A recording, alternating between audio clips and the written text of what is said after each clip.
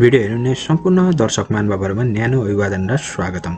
मित्रहरु, आज म यो भिडियोमा तपाईहरु नेपाल स्टक एक्सचेन्जको ट्रेड म्यानेजमेन्ट सिस्टमको प्रयोग गरेर कसरी अनलाइन शेयर बेच्न सक्नुहुन्छ र कसरी मेरो शेयरको प्रयोग गरेर शेयर ट्रान्सफर गर्ने र शेयर खरिद बिक्री गर्दाखेरिको जुन प्रक्रिया हुन्छ त्यो सम्पूर्ण प्रक्रिया स्टेप बाइ स्टेप सरल भाषामा यस भिडियोमा जानकारी गराउने छु। यदि तपाई पहिलो पटक यो च्यानल हेर्दै हुनुहुन्छ र अहिलेसम्म यो च्यानललाई सब्स्क्राइब गर्नुभएको छैन भने शेयर सम्बन्धी यस्तै रोचक जानकारीमूलक भिडियोज हेर्नको लागि र शेयर सम्बन्धी राय सल्लाह सुझाव अन्तर्क्रिया गर्नको लागि च्यानललाई सब्स्क्राइब गर्न हुन अनुरोध गर्छु। सब्स्क्राइब बटन यस भिडियो तल रहेको छ।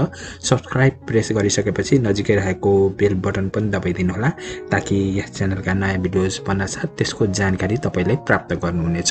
मित्रहरु, शेयर खरिद बिक्री गर्नको लागि अनलाइन मार्फत यदि तपाई घरै बसेर अथवा जुनै सुकै ठाउँ बसेर शेयर खरिद गर्न चाहनुहुन्छ, शेयर बिक्री गर्न चाहनुहुन्छ, दोस्रो बजारमा भन्नाले अलरेडी आईपीओ इस्यु गरिसकेको छ र शेयर बजारमा त्यो कम्पनीको शेयर कारोबार भइरहेको छ, त्यस्ता स्थापित कम्पनी तपाईले शेयर खरिद गर्न चाहनुहुन्छ वा बिक्री गर्न चाहनुहुन्छ भने ब्रोकर कार्यालयकोमा खाता खोल्नु पर्ने हुन्छ र यदि अनलाइन तपाईले शेयर खरिद बिक्री गर्न चाहने हो भने नेपाल स्टक एक्सचेन्जको सफ्टवेयर रहेको छ ट्रेड म्यानेजमेन्ट सिस्टम। यसको युजर आईडी र पासवर्ड लिनु एकदमै जरुरी छ। यसको लागि तपाईले ब्रोकरलाई सम्पर्क गर्नुपर्ने हुन्छ र ब्रोकर कार्यालयमा गएर तपाईले फर्म भरेर जति पनि रिक्वायर्ड डकुमेन्ट्स छ, जुन चाहिने कागजातहरु त्यो पेश गरेर पनि युजर नेम पासवर्ड लिन सक्नुहुन्छ। यसको लागि तपाईले 2-4 दिन एक हप्ता वेट गर्नुपर्ने पनि हुन सक्छ अथवा तपाईले अहिले नेपाल स्टक एक्सचेन्जले अनलाइन मार्फत पनि ट्रेड म्यानेजमेन्ट सिस्टमको युजर नेम र पासवर्ड लिन सक्नुहुन्छ भन्ने सुविधा दिएको छ। र कसरी तपाईले अनलाइन युजर नेम र पासवर्ड लिने ट्रेड म्यानेजमेन्ट सिस्टमको यसबारे मैले अलरेडी भिडियो बनाइसकेको छु, मेरो युट्युब च्यानलमा रहेको छ र तपाईले त्यो भिडियो हेर्न चाहनुहुन्छ भने तल डिस्क्रिप्सन लिंकमा रहेको भिडियो हेर्न सक्नुहुन्छ।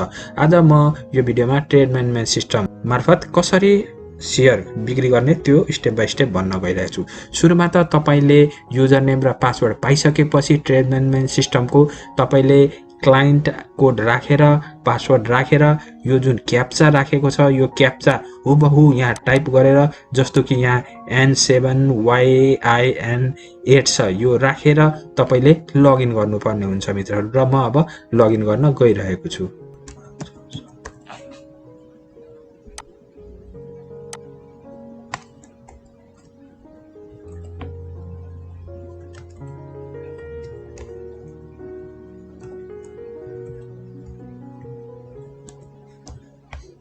मित्रहरु, मैले यहाँ युजर नेम र पासवर्ड राखिसके र क्याप्चा पनि राखिसके। क्याप्चा हेर्नुहोस् हुबहु हुनुपर्ने हुन्छ। यति राखिसकेर तपाईले लगइनमा प्रेस गर्नुहोस्। त्यसपछि एउटा ड्याशबोर्ड खुल्छ।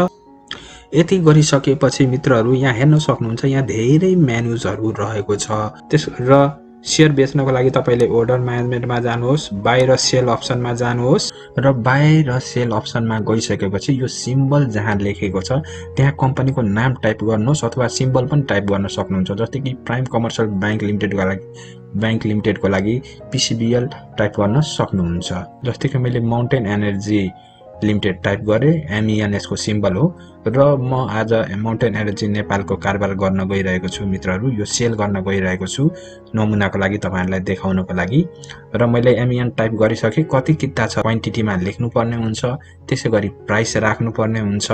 प्राइस तपाईले यहाँ हाई र लो कति छ त्यो हेर्न सक्नुहुन्छ। Top buy, top 5 sell, top buy 415 रहेको छ भने यही रेन्जमा राख्न सक्नुहुन्छ। जस्तै मैले 415 राखेर सेल गर्न गइरहेको छु। यो माथिको जुन यो टपमा जुन बटम रहेको छ यहाँ थिच्नुहोस् मित्रहरु। सेलमा मैले यहाँ क्लिक गरे र सेल बटन थिचिदिए र यहाँ हेर्न सक्नुहुन्छ new order has been successfully placed in ME please check order भन्ने अप्सन आयो अथवा यो सेल अर्डरमा गइसकेको अवस्था छ। अब तपाईहरुले यो अर्डर बुक भन्ने जुन अप्सन रहेको छ मित्रहरु बाइ र सेलको तल त्यहाँ क्लिक गरेर हेर्न सक्नुहुन्छ र यसको डिमान्ड एकदमै हाई भएको हुनाले यो अलरेडी कम्प्लिटेड भएर आइसकेको छ मित्रहरु। यहाँ हेर्नुस् यो ओपन छ र कम्प्लिटेड भनेको अलरेडी यसको कारोबार भइसक्यो, यो क्लियर भइसक्यो। मैले सेलमा राखेको थिएँ, यो सेल भइसक्यो। यहाँ हेर्न सक्नुहुन्छ स्टेटस कम्प्लिटेड भनेर आएको छ र 10 किता कारोबार भएको छ 415 रुपैयाँमा यो अलरेडी बिक्री भइसकेको छ। यदि बिक्री नभएको अवस्थामा तपाईले यहाँ ओपनमा क्लिक गरिसकेपछि यो मेसेज तपाईको स्टेटसमा ओपन भनेर देखाउँछ। यो भन्नुको अर्थ अहिलेसम्म बिक्री भएको छैन। म एउटा ओपन कसरी देखिन्छ भनेर यहाँ म देखाउन गइरहेको छु मित्रहरु। जस्तै कि मैले यहाँ PCBL prime commercial bank limited को नमुनाको रूपमा मैले यहाँ 10 किता राखिदिए र मैले यहाँ प्राइस राखेको छु। त्यसैगरी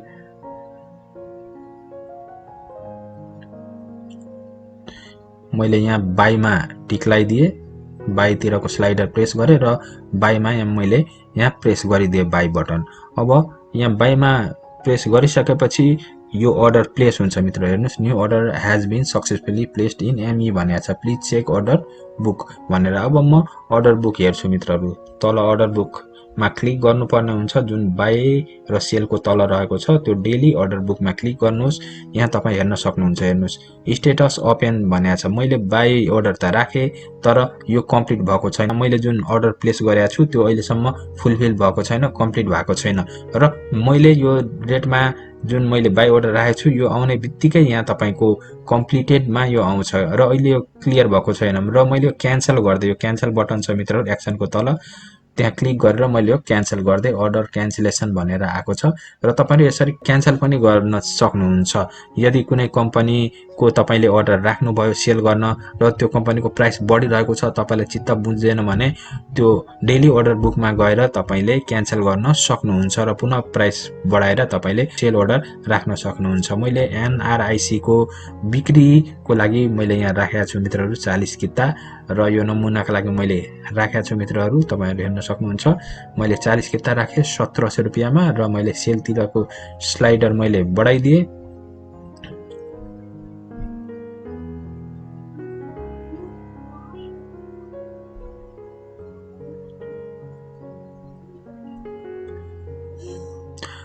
र तपाईको प्राइस यदि जुन लिमिट भन्दा बाहिर गयो भने यो एक्सेप्ट हुँदैन मित्रहरु। त्यसैले मैले 1700 लाग्दा यो एक्सेप्ट भएको थिएन। अब 1687 राखिसकेपछि यो एक्सेप्ट भएको छ र प्राइस जुन रेन्जमा तपाईले तोक्नु पर्ने हो त्यही रेन्ज भन्दा माथि जान सक्नुहुन्न तपाई र 1787 मा मैले सेल अर्डर राखेको छु। सेलतिरको स्लाइडर मैले राखेर सेलमा प्रेस गरिसकेको छु। New order has been successfully placed in ME please check order book भनेको छ मित्रहरु। अब म डेली अर्डर बुकमा गएर हेर्छु। यहाँ हेर्नुस् स्टेटस ओपन भनेर देखिएको छ र पुनः यहाँ डेली अर्डर बुकमा मैले क्लिक गरे। यहाँ हेर्नुस् मित्रहरु स्टेटस ओपन। मैले सेल अर्डर त राखे तर मेरो बिक्री आदेश जुन मैले बेचेको छु त्यो कम्प्लिट भएको छैन, कसैले खरिद गरिसकेको अवस्था छैन भने यो ओपनमा बस्छ मित्रहरु र यसलाई म पुनः क्यान्सल गर्न गइरहेको छु किनभने यो म जस्ट नमुनाको लागि देखाएको। एक्सनको तल यो जुन पहिलो कलरको जुन बटन छ यो राउन्ड सर्कलमा त्यसमा क्लिक गर्नुपर्ने हुन्छ मित्रहरु र क्लिक गरिसकेपछि यो क्यान्सल हुन्छ। अब तपाईले देखिसक्नु भयो कसरी सेल अर्डर दिइसकेपछि ओपन स्टेटमा बस्छ र यदि बिक्री भइसकेपछि कसरी कम्प्लिटेड हुन्छ र बिक्री भइसके पश्चात कम्प्लिटेड भइसके पश्चात तपाईले मेरो शेयरमा गएर शेयर ट्रान्सफर गर्नुपर्ने हुन्छ साथीहरु।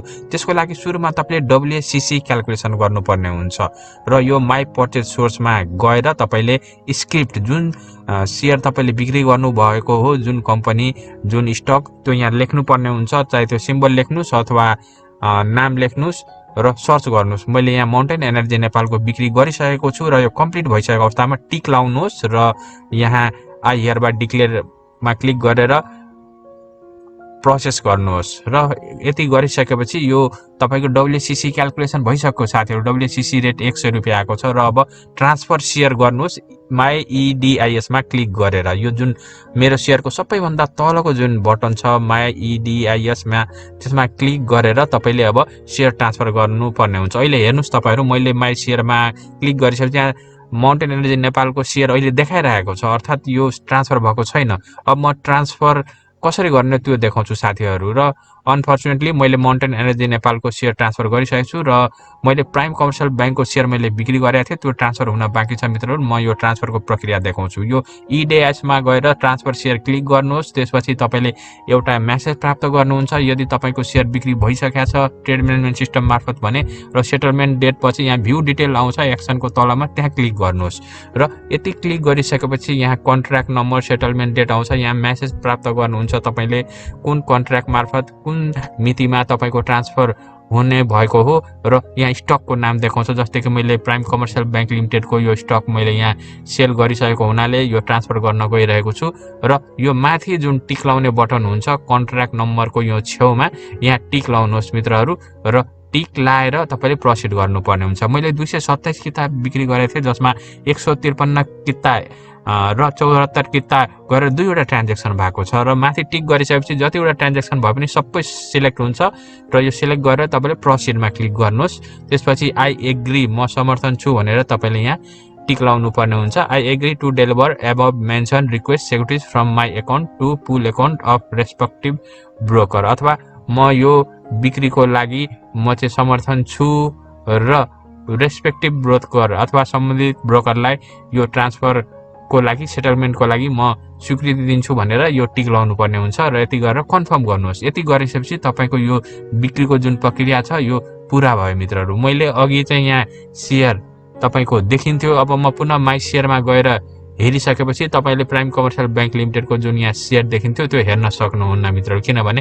ट्रान्सफर गरिसकेपछि तपाईको मेरो सेयरमा जुन सेयर देखाउँछ त्यो यहाँबाट हराएर जान्छ। र यसैले तपाईले ट्रेड म्यानेजमेन्ट सिस्टमको प्रयोग गरेर सेयर बिक्री गर्न सक्नुहुन्छ र मेरो सेयरमा गएर ट्रान्सफर सेयर गर्नुपर्ने हुन्छ। हस्त मित्रहरू, सेयर सम्बन्धी यस्तै रोचक जानकारीमूलक भिडियोज आगामी दिनमा पनि हेर्नको लागि च्यानललाई सब्स्क्राइब गर्न अनुरोध गर्छु। Thank you for watching this video.